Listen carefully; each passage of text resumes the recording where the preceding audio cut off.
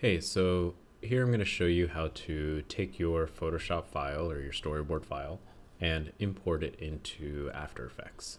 So in this file, I have everything set up on separate layers. So for example, my satellite here is on a separate layer. The background is its own layer. And so are the wheels. And this is so I can animate them individually later on. You'll also notice that I've separated out the eye inside here. So that way, if I wanted to animate those out separately later on, I could do so.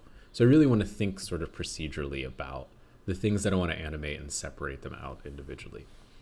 So first step is to save this, Command S to save it, or File, Save, and know where you're saving it.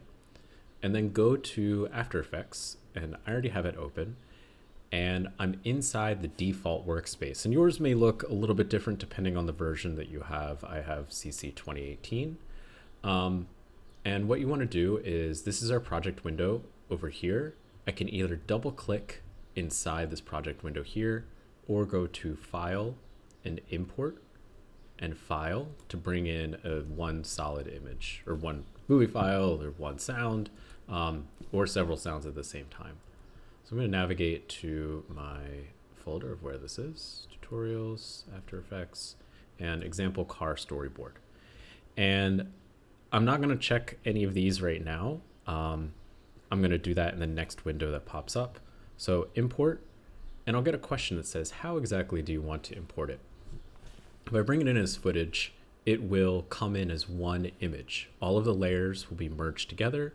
Or I could separate out and say, actually, I want to bring in this satellite layer or just this wheel. So if you did make an edit and you need to bring in a layer individually, you could do that. For my purposes, I want to go to Composition, Retain Layer Sizes. And this is so that I can bring in the entire file that I made in Photoshop, but keep each individual layer separate.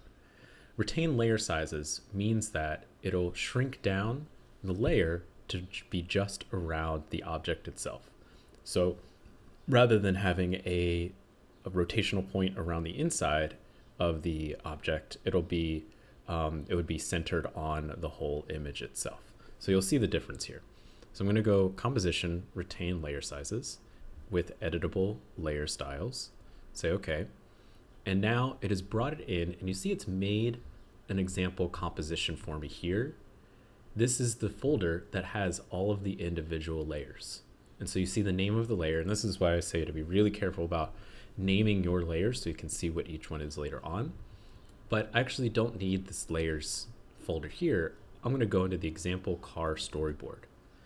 And inside here, you can see all of these layers are together. Each one is individual. Car front.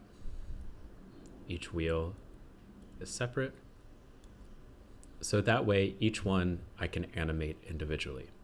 And I'll stop here, and in the next video, I'm going to talk about parenting so we can move our objects together, and then we'll move into keyframing and doing looped motion.